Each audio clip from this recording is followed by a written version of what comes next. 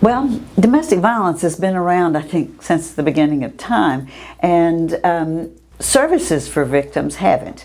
It was in the early 70s or in the 70s that local social workers began to notice a pattern and recognize domestic violence as something not just a couple that had an argument that got out of hand, but a pattern of behavior. And they started reaching out to the domestic violence victims that they worked with and counseling them and trying to keep them safe. And they were doing this on their own with no organization. They were taking victims into their own homes at quite some risk, and then they were raising money to help victims get out of the area and away from their abusers. And out of this grew our organization.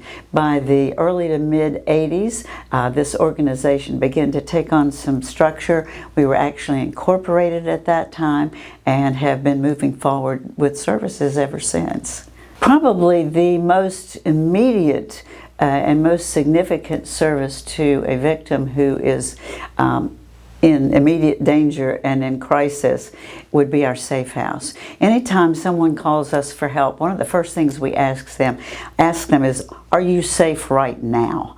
And if they are, then we talk to them and make a plan to meet with them to help them get away and out of their abusive situation. If they're not safe right then, we encourage them to contact law enforcement, and from that contact with law enforcement, they are frequently moved into our safe house.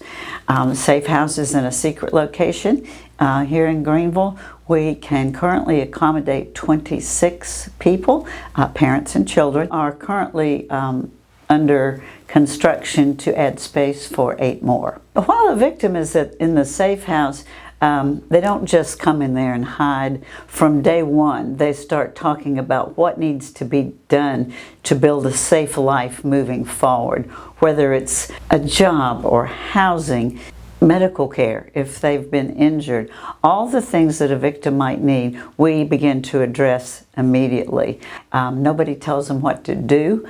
We tell them what their choices are and how we can help with those choices. If a victim is going to court, either because they've pressed charges against their abuser or if they have a civil case against their abuser, we have court advocates that work with them. Going to court is a pretty intimidating situation, and when you're physically afraid of the person that you're opposing in court, it can be terrifying. So we have our advocates who lead them through the process, who tell them what their options are, what the various steps are in the process, to just make them more comfortable, to help eliminate that fear and to make sure they get the very best outcomes from that experience. One of the things I'd like people to know is that their time here and the information they share with us is 100% confidential, to the point that our executive director will not even know their name unless she has, for some reason, to interact with them personally. Information about them and their circumstances never leaves the staff unless that information is released by the client, perhaps to an attorney or something like that.